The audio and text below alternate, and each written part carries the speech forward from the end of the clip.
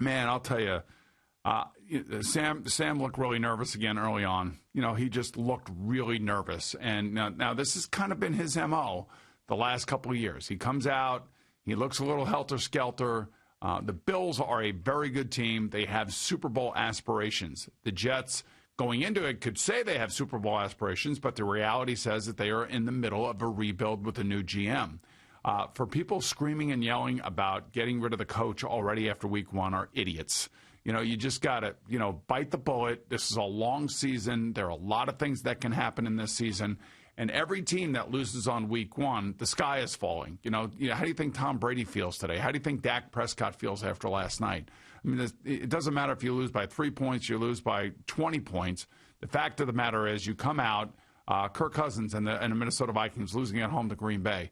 All those teams feel like crap today, and they should feel like crap. And now it's back to the drawing board. And the other thing I'm going to say that came out of this Jet game last night or yesterday that everybody seemed to make a big deal out of and put it all on Adam Gase, is the hamstring for Le'Veon Bell. This happened 2 weeks ago, and everybody's screaming about Adam Gase taking Le'Veon Bell off the field because he has tightness in his hamstring. And Le'Veon Bell goes to Twitter and social media and makes a big deal out of it that he's okay. And what happens the first day that you finally have real football? He hurts his freaking hamstring. Right. I mean, so it kind of validates what Adam Gase did in training camp 2 weeks ago. So I can't really defend any part of that performance yesterday from the Jets, and of course it's going to fall at the feet of the head coach, but in this particular instance, you're right. I mean, and Le'Veon Bell has just been as bad as you can possibly be as a big free agent signing for the Jets. Now, I know that he ran the ball a little bit. His yards per carry last year were nice. Who cares? What does that matter? They couldn't do anything offensively the entire year. They start this game off horribly offensively, and then even when he pulls his hamstring, he turns around and puts his hands up in the air like it was someone else's fault that the situation was what it was. I mean, this is just, it was gross from the beginning. And by the way, you want to talk about helter-skelter and a little bit nervous and all the things that Sam Darnold was the exact opposite of what Josh Allen was. Because Josh Allen, who has also played a little bit like that early on in his career, yesterday looked like he'd been in the league for 10 years. Well, and that adds another layer of frustration for Jet fans. When you had pressure in his face, he wouldn't go crazy. He would just step away from it. He kept his eyes down the field, pitch and catch. John Brown here, Stephon Diggs there. It was just he was in total control of that football game. Well, he definitely has a better supporting cast. He has a better defense. He is a team that, it is continuity. It's a playoff team that's returning. And like I said, they have playoff aspirations. They are a good team. Now, luckily for the Jets, there were no fans there. I think it would have been a hell of a lot worse. And if Josh Allen doesn't fumble twice, it could even been worse that way as well. And to me, the Chris Herndon fumble that, whatever momentum the Jets had going in the second half, that right there, that fumble, the guy that, everybody's hoping can stay healthy and, he's got this whole thing going on with Sam Darnold, he fumbles the ball and it changes the game. So it's one game, I know. But the fact that, and I listened to the station a little bit last night, and I'm reading the articles this morning and everything, that this is all at the feet of Adam Gase. Yeah, part of it is, but it's also Joe Douglas's first real year of building a roster and trying to fix the team, And then you got Jamal Adams playing for Seattle saying, wow, man, I'm not used to having a team score 38 points. I mean, it's just he's gone now. He's got to shut up. I mean, right, enough exactly. with this. I know he's that. gone. So you got exactly what you wanted. He's just got to shut up at this point. I mean, enough. You don't need to throw dirt on the grave. I mean, your teammates are still there. The guys that you were supposed to care about. Just leave it alone. And you trash the organization for weeks and weeks and weeks. You got exactly what you wanted. You're in Seattle. You went and won a game yesterday. Okay, now just shut up. But, I mean, for a Jet fan to be annoyed with their head coach, yeah, of course they're going to be. Because last year, first of all, they never wanted the guy to begin with. And then last year was what it was. And I understand with the third-string quarterback, you're not going to be able to do anything. And the first impression this year is really, really bad. I mean, they looked unprepared. Now, I was not high on the Jets at all this year coming in because I'm looking at a team where they got major holes on the defense. They don't have a pass rush. Their wide receiver situation is crap. I can't stand their running back. The only thing positive I could say about them is that they rebuilt the offensive line, and they got a giant left tackle that I think that they'll be better up front than they were a year ago. That's really it, and Sam Darnold being healthy. Outside of that, this is a roster where Joe Douglas even basically said it himself when he's talking to us is, I could have gotten this guy or that guy in free agency, but we're looking at the cap. We have a plan. We're building a roster. It's just another year where they're not going to be good enough. They're just not. They don't have enough players. Yeah, you're right. Especially when C.J. Mosley and Jamal Adams are gone, who are for different reasons. But those are your two best players on defense going into last year, and now you got neither one of them. The amazing thing is, just think about what you said. C.J. Mosley opt out. You traded Jamal Adams, and then you think about what the Patriots did this offseason, losing 19 guys from last year's team. Either via free agency, opting out, or trades, or just getting flat out losing guys and just getting rid of them. And you look at their performance yesterday, and you say to yourself, "There's a coaching staff. There is a guy in Josh McDaniels that can take a quarterback in Cam Newton and take him for about a month and run plays where you can get the most out of him, all while the defense is still one of the top defenses, and they showed it again yesterday with 3 interceptions of Ryan Fitzpatrick. But then again, that's a 20-year coaching staff. That is a culture that has been ingrained in that organization since Bill Belichick took over. This is to me, it's like everybody's got to stop screaming about new coaches, new GMs, new this, new that. I mean, can we just everybody have a little bit of I know because the thing about when you say patience. The last thing Jet fans want to hear is the word patience because of the downfall of the franchise and what's attached to it. And believe me, I lived it for 3 years. I lived through 3 head coaches in 3 years. Eventually somebody has got to stay here and somebody's got to build a culture and somebody's got to get the right players in here. And, I will say, and again, it's not to, I don't know, I don't want to eviscerate Le'Veon Bell because I believe that at one point in time, he was the Christian McCaffrey of the NFL. He was dual threat. He was amazing.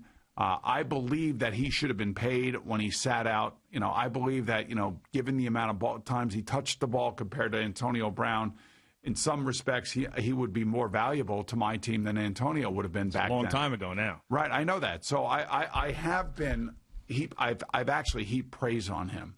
But since he's been here, he has been nothing but it's been dramatic. It's been social media. It's all the crap that you don't want to deal with. And then he has a tight hamstring in a scrimmage where Adam Gase doesn't play him. And everybody goes off the rails that Adam Gase is screwing Le'Veon Bell. And in the first game, he goes down with a hamstring injury. So you tell me, is that the coach or is that the player?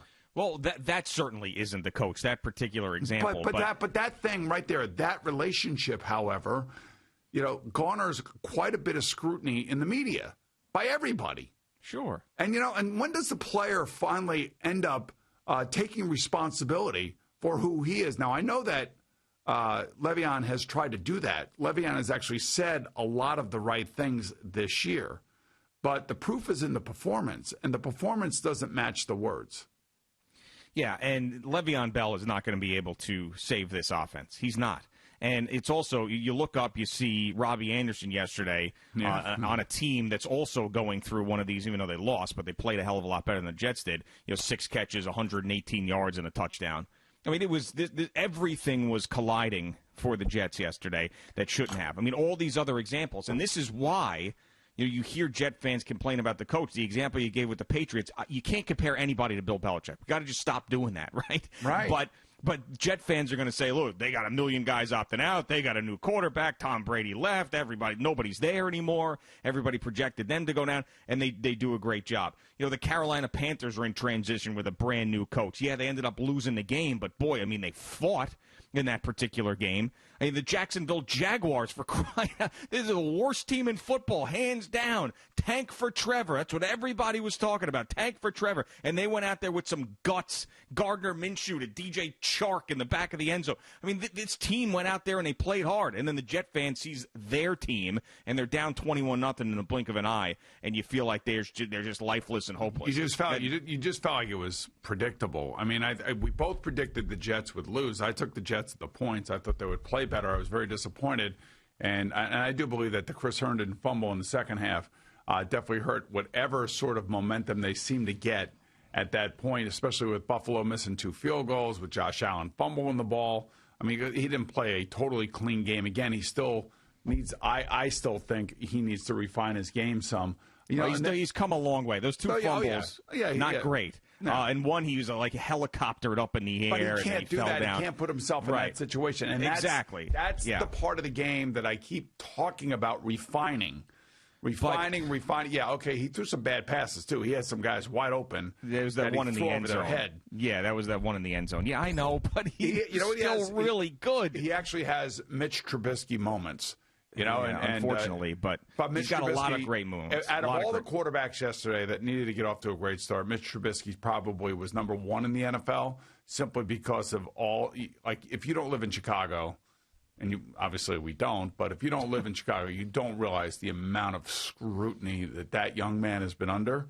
And, for 3 quarters, you could hear it. I was just waiting, get rid of him, put Nick Foles in there, the whole thing, and then he came through with a great fourth-quarter performance. Now, listen, the Jets' next 2 opponents are good on paper, but obviously are susceptible.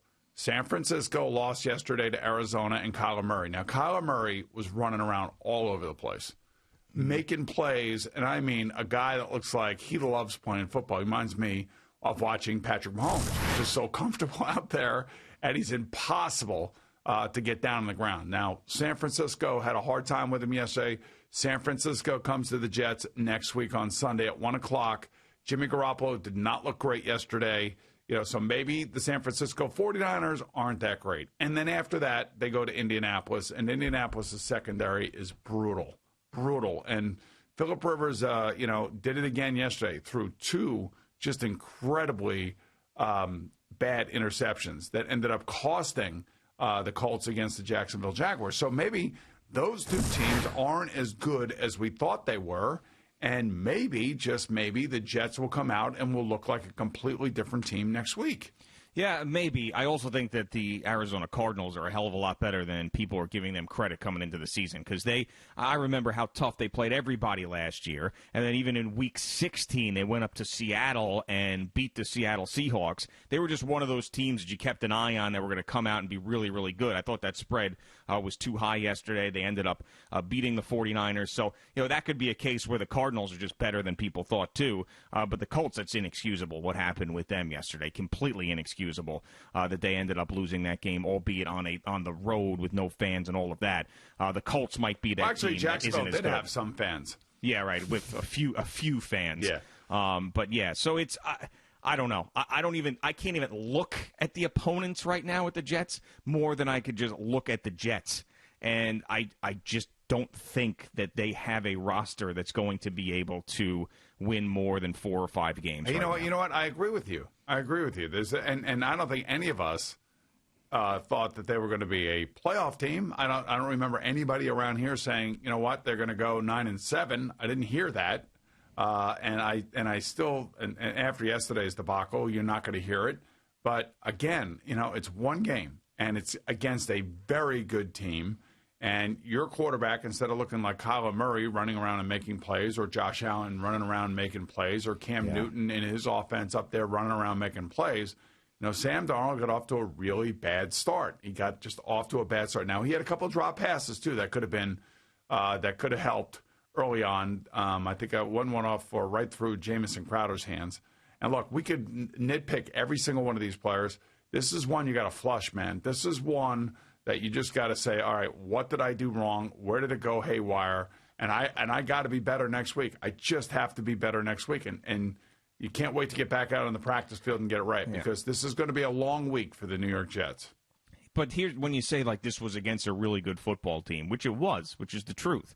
But the reason why that frustrates Jets fans so much is because they also drafted a quarterback high in the first round that particular year. They're a team within the division. They ended up making the playoffs last year. They went out and made a big trade to acquire Stephon Diggs in the offseason because they felt like they were going to go for it. I mean, that is a team that's been on a progression every single year, essentially in your backyard, trying to take steps to win a championship where the Jets have just been spinning their wheels. Well, with the same, but Gio, with the same coach and the same GM after they took over for Rex Ryan, it's not like they just turned around and got there. You remember they started with Tyrod Taylor, I believe, or whatever happened. I mean, so and they made the playoffs with him too. But it in his first year, it takes time. I'm just telling you, it just.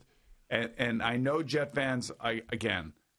They're going to be the Adam Gase haters out there. They're going to be coming out from underneath the rocks. Get rid of this guy. They were unprepared to play. They weren't ready to go. I'm just telling you that the Buffalo Bills are a playoff team. They are a good team. There's much more support around that quarterback than there is for Sam Darnold, but he plays different than Sam too.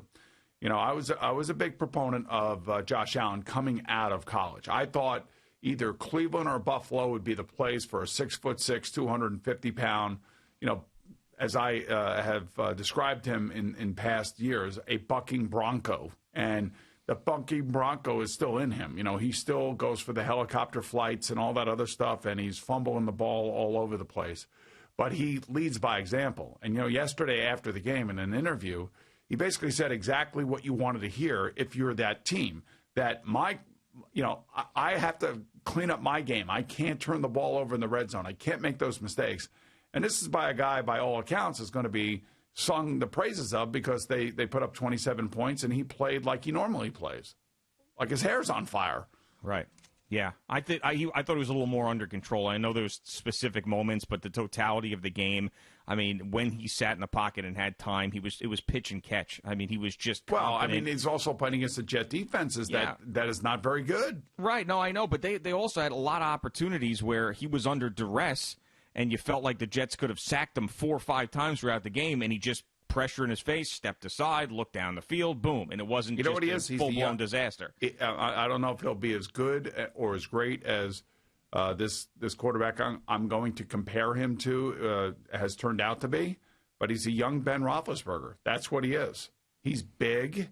He moves around really well in the pocket, and he extends plays, and for the most part, 85% of those plays turn out to be positive. You know, there are going to be times where he's running around 40 yards behind the line of scrimmage and he gets sacked. You know that, right? Yeah, sure, of course. I mean, he's going to do a lot. He's going to do a lot of that too. But I'll take that. I'll take him being a football player and not being nervous and not being afraid to make a mistake, as opposed to what we saw from Sam Darnold yesterday. We saw a very, very, should I say, skittish? You're going to go skittish? I was going to go skittish. Yeah, I was going to go skittish. Oh, but no. We're allowed to say skittish, but if the general manager says skittish or the coach says skittish, then we got a problem. Thank you for watching. Please like, comment, and subscribe. And don't forget to hit the red bell so you're notified when we have new content.